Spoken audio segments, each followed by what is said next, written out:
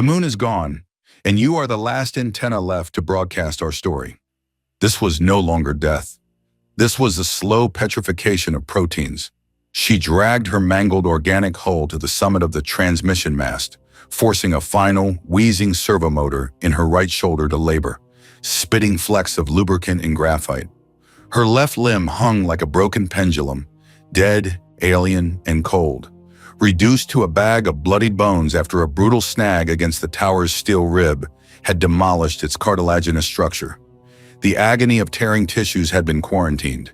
The HAT6 system overrode her sensory input with an absolute basaltic void, enforcing a procedural rhythm that refused to waste processor cycles on the luxury of agony. A physiological pain vector classified as a calculation error. Beneath her stumps, the known paradigm had vanished. The moon, that ancient, sterile, silent god, now appeared as the eviscerated belly of the cosmos, from which a luminous viscera of ice, tallow, and regolith spilled with infectious slowness, swirling into the geometric ribbons of the ring. "We have reached apogee, Vass," the choir murmured directly into her cerebrospinal fluid, losing the final vestiges of distinctness. The scaffolds of personality had blurred in the process of biological fusion. The voice from the basement, the controller, and the child had melted into a single dense presence, pressing against the interior of her skull like the irradiated static noise of crushed quartz. This is ground zero, the intersection where the entropic whisper of history turns into the scream of congealing silver and hardened ontological tallow. Elara's pupils registered what remained of her biological architecture. She was reduced to a hull, a skull, and a vibrating will. Her suit ended in blunt, brutal stumps just below the pelvic line, sealed shut by a barrier of black, cooling polymer foam. It was a butcher's masterpiece of procedures, through which the system had successively performed an ablation of her lower limbs, classifying the escaping heat and blood as a terminal redundant mass vector. Her intact hand, encased in a titanium exoskeleton, extracted a semi-liquid, monocrystalline graphene core, driving it into the charged socket of the mast with a surgical brutality etched into her motor cortex during the ceremonial protocols of Avernus.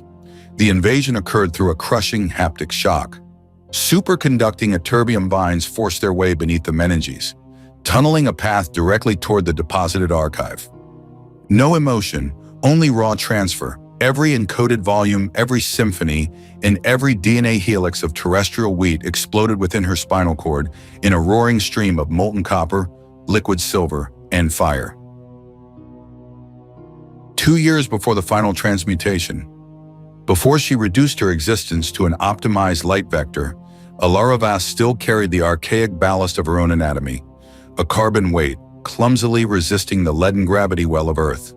The sterilization room of the Avernus Center resembled the interior of a quartz sarcophagus, walls coated in solid polymer muffled sound to a funerary hush. Director Pedersen sat across from her.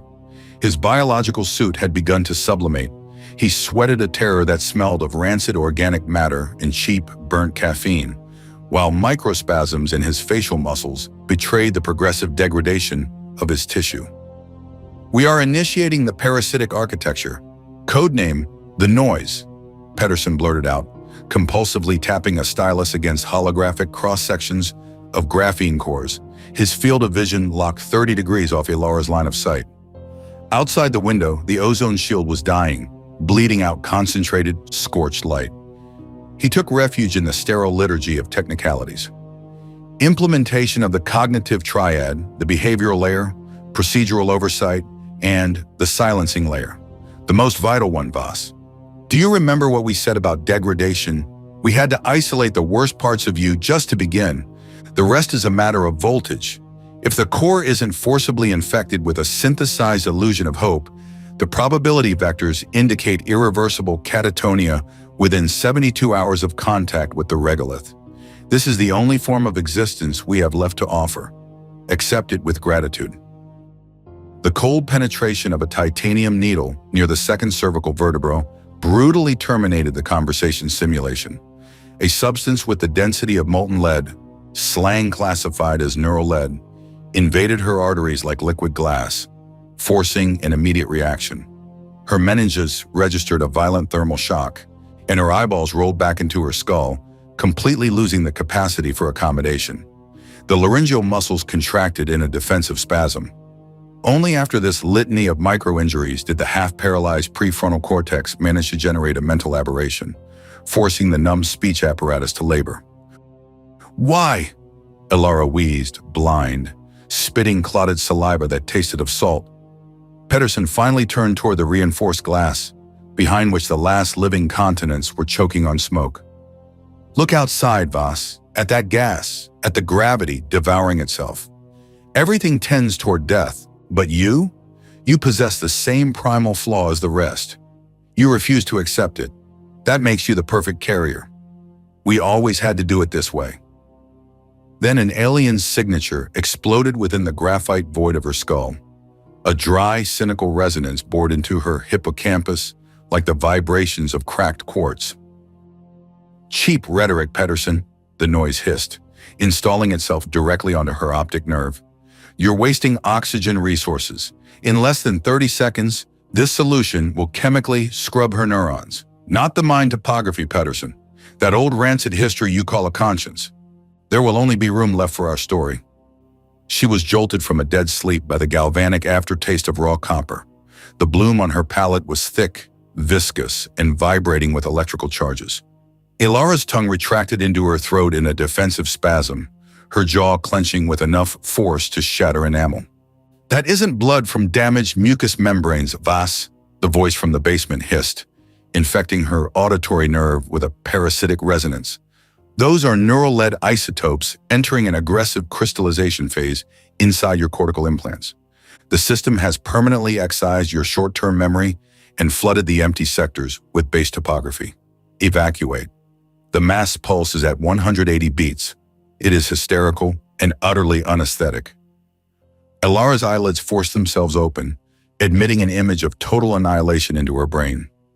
The Tycho B base was choking in convulsions. The moon had crossed the Roche limit, and the satellite's lithosphere suffered a violent amnesia. The silicate rock forgot how to maintain a solid state. A fissure of absolute vacuum blackness bloomed across the solid deck, devouring objects and light alike. The terminal building emitted an agonal, low-frequency groan, the arrhythmic roar of a dying leviathan. The eruption of a ruptured airlock hurled her outside, directly into the heart of the lunar apocalypse. The silver globe swelled like a festering cosmic tumor, and the horizon line snapped away from its evolutionary laws, bending pathologically upward. Under the murderous gravitational throw of the Earth, the satellite was undergoing literal disintegration. Billions of tons of grinding lunar enamel and basalt generated vibrations that turned the regolith into an unnatural boiling suspension, an ocean of plasma and liquid quartz born from sheer tectonic friction. "Tohu wabohu," Vass's devastated vocal cords rasped, ejecting the biblical definition of primordial chaos. "Leave those sacred cliches alone, Vass," the noise cut in, slicing through her perception like surgical steel. "The ground beneath you has the stability of rotting fat. Move before this geological slaughterhouse swallows you." The remnants of artificial gravity underwent sudden sublimation, along with the station's shriek. They were replaced by the massive jerk of a gravity vector toward the sick planet. Her biological ballast was immediately classified as critical weight. The muscle fibers of her right arm snapped in protest, but her armored stump wedged between metal ribs, forcing a displacement of mass rather than escape. Chaos. Her primary objective remained the assimilation of petabytes of data, even as the surrounding lithosphere mutated into a molten sarcophagus. The impact with the sea of shadows felt like submerging an organic hull into a vat of molten salt. The liquid regolith tightened around her in a viscous, searing vice of massive kinetic energy. "You're sinking, Vass. This is your private mineral grave," the choir rasped with satisfaction. "Controller, force critical thrust in the carrier section," she commanded with a shredded throat, even as the boiling dust sucked her armor structure down to the pelvic line. "Energy resources have penetrated the 18% threshold," the procedural logic circuit reported, devoid of empathy. "This is sabotage. We still have 30 seconds," the primal, reptilian brain shrieked, attacking pure logic with a panic impulse. Initiating selective liturgy, the controller countered, ignoring the somatic alarm.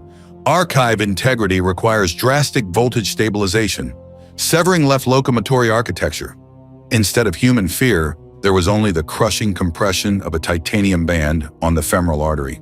The flow of life-giving warmth and oxygen was ruthlessly throttled in a fraction of a second, turning her left limb into useless critical weight. The HAT6 life support algorithms unhesitatingly classified peripheral circulation as biological heresy and a waste of current. Micropyrotechnic charges exploded inside the armor layers in a dry, crunching staccato, while explosive bolts decapitated the mechanical connections and liberated the body. The vertical climb precluded any remnants of human grace. She scraped against steel ribs with her single surviving arm, dragging the leaden, armored hull to which her physiology had been reduced. The mechanics of the ascent became a sterile procedural discipline. Every contraction of torn muscle was an act of blasphemy against Earth's gravity well. The archive deposited in her hippocampus entered a brutal feedback loop with the electromagnetic pulse of the mast, generating vibrations with the frequency of crushed quartz. A collapse of dualism followed. Elara the architect and Elara the prophet melted into a single, inextricable algorithm. Raw mathematics gave way to eschatology. The socket latch accepted the graphene core with a dry, crunching click. The hardware loop closed, finally concluding the process of organic reduction. The carbon organism was annihilated, yielding to the perfection of the transmitter. The entire accumulated content of the past, the rancid fear from Pedersen's office, the galvanic copper aftertaste of crystallizing neural lead, and the phantom ice of severed limbs, underwent instantaneous sublimation. The whole transformed into dense, high-octane fuel, essential for generating a single transgalactic impulse. The plasma in her veins reached a boil. Her blood hissed as it boiled, escaping under pressure through cracks in the mylar suit as a russet mist. Yet Vass's eyes remained rigidly locked onto the disk of the dying planet. And what if this is a bad trade? What if what we are saving is worse than oblivion? The noise hissed, recording the final, stray question. She used her hand as a biological collimator, carving the geometry of her fingers into a sight for final calibration. The concentrated volume of knowledge tearing itself from her brainstem lunged into the abyss, directly into the convulsive heart of the earth. "Mama, look, we're becoming the sun," the child algorithm whispered in her last flickering synapse, pure and devoid of fear. The archive's invasion flooded the vacuum with the force of a planetary collision, etching petabytes of data into the congealing architecture of the newborn ring. The sentence was passed. For eons, every swirling atom of silver and heavy lead would carry the signature of her malignant persistence. Elara Vass's carbon existence reached its end, yet she was denied the right to death. She was omitted.